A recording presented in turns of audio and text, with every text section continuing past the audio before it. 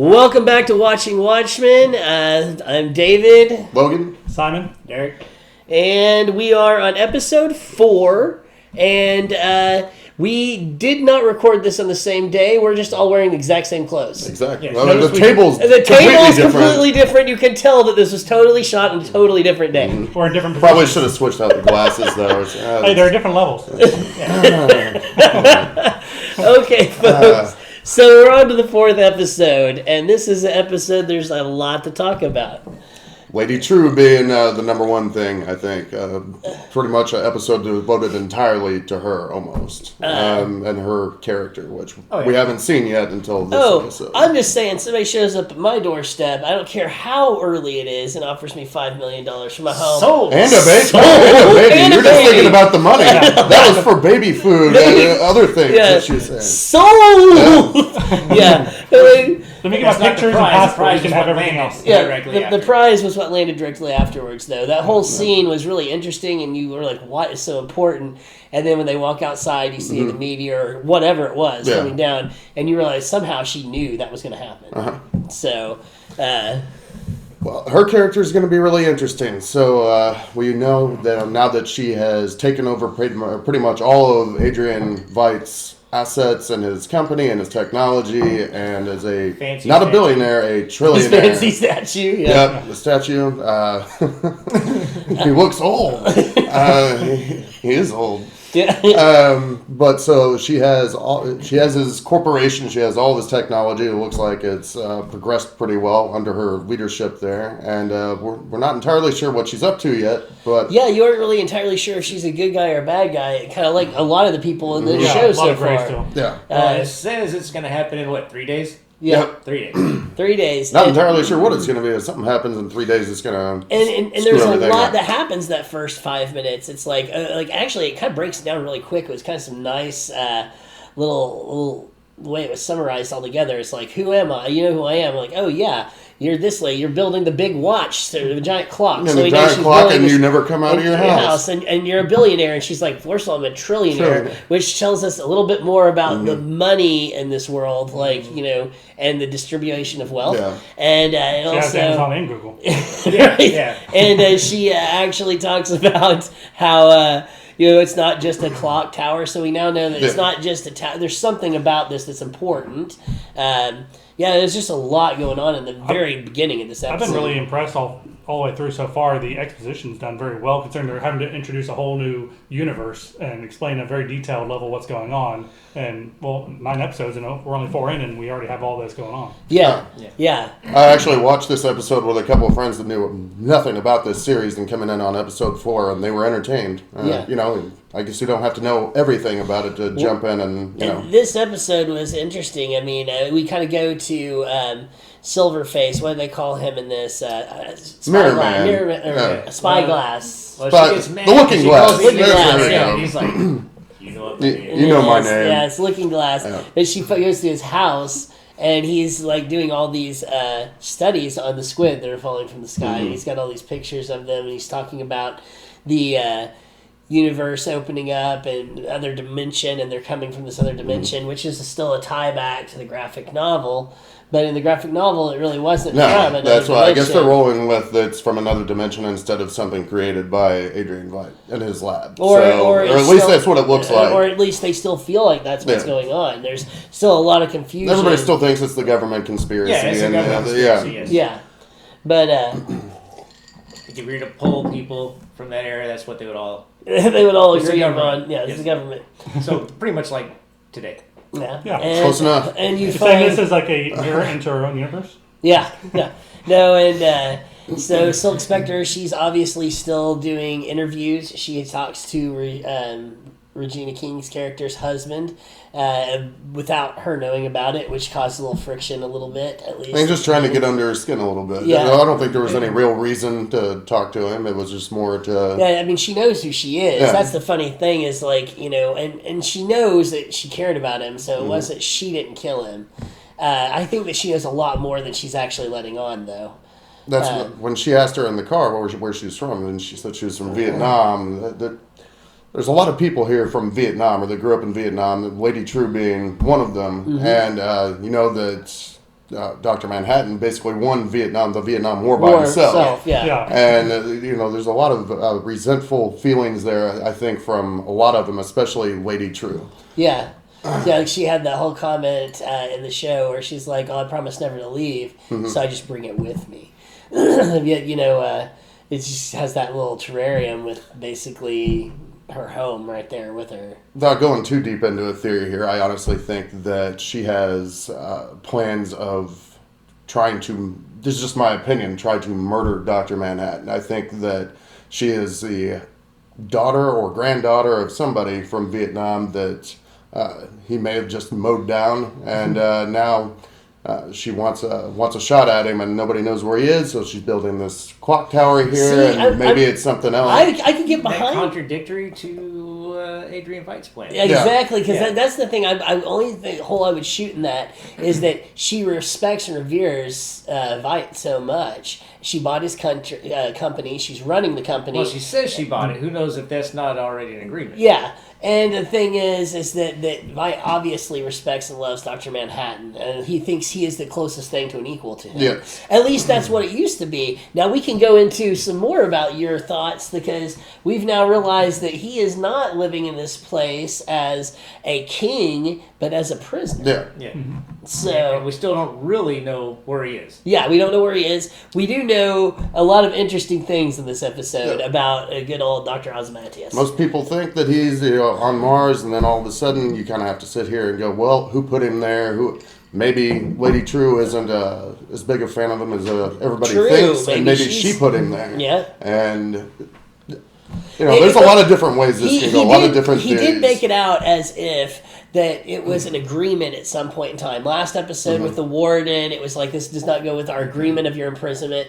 And then also in this one, he brings up when he's launching the bodies and they're disappearing into the void. It's getting closer. Yeah. It's getting closer to getting out of there. He's making a comment about how it's not the paradise that he was sold. So at some point, he was basically, it seems to me as if he was kind of sold this story that you'll be living in paradise, you'll have all these people wait on you hand and foot, it'll be magnificent. And now he's been here for a while. This wasn't as great of a deal as he was sold. Yeah, he's bored. prison. I think he's bored, and he wants. That's what it is. And You can only shoot so many clones before you get tired of it. He had a bad night there. Is that what it was It when he went fishing for the new ones, and that was disturbing. That was in disturbing itself. as hell too. Like with the whole him like catching them like crabs. He's looking at one. He's throwing That it. one wasn't very Yeah, good. he's throwing it back, and I'm like, oh my god! But as soon as I saw what they were, because at first you're like, what the hell? Because that world is so weird. I have to say that whole world that he is living in, every time he comes on screen, I mean, he kind of steals the show.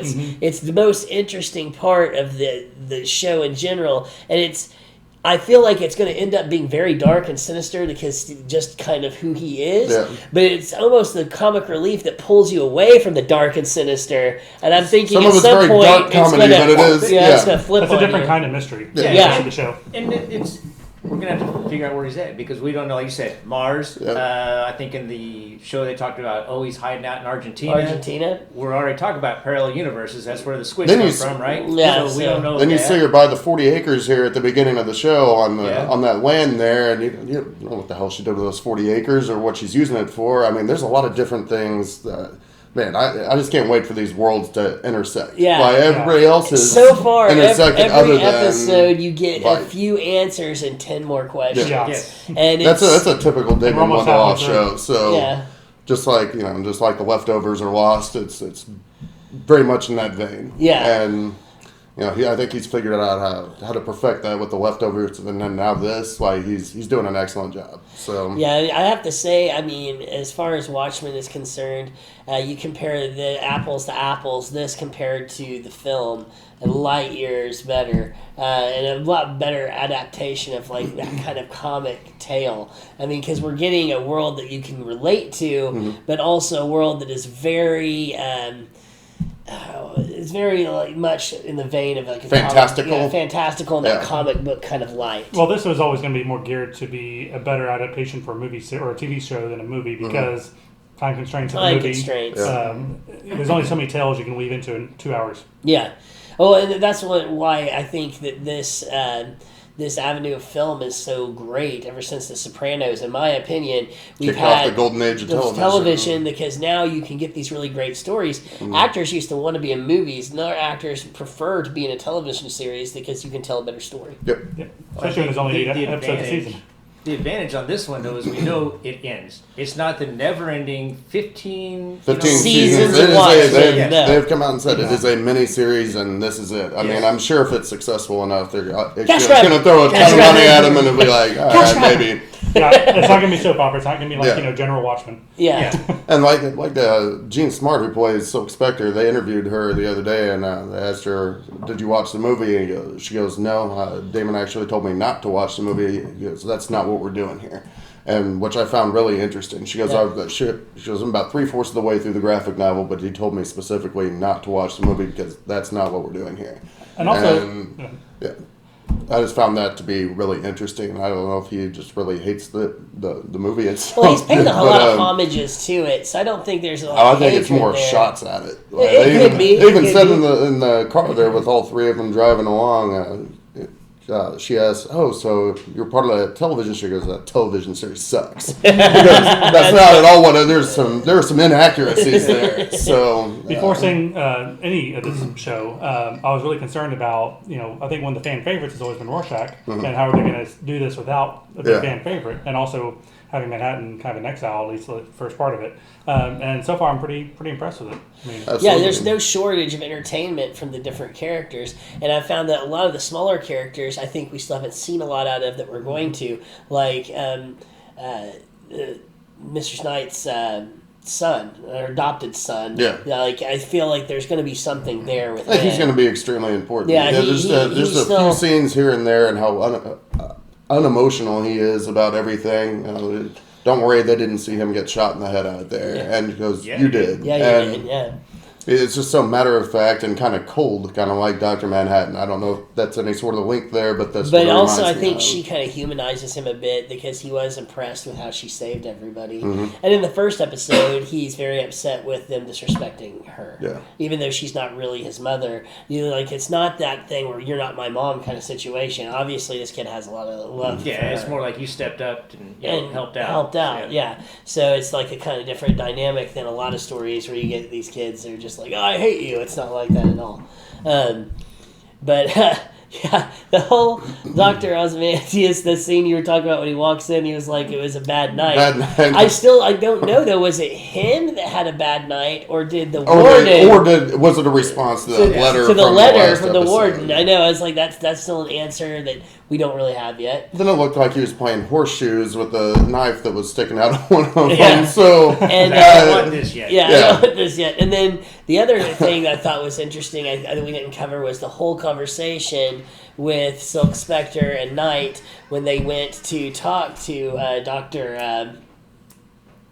Asian lady. I forget her name all of a sudden. True? Lady True. Lady True. Okay. Thank you. Gosh. Doctor. Okay. Lady True. Sorry. When they went to talk to go. Lady True, and because they thought that maybe she's the one that dropped the car.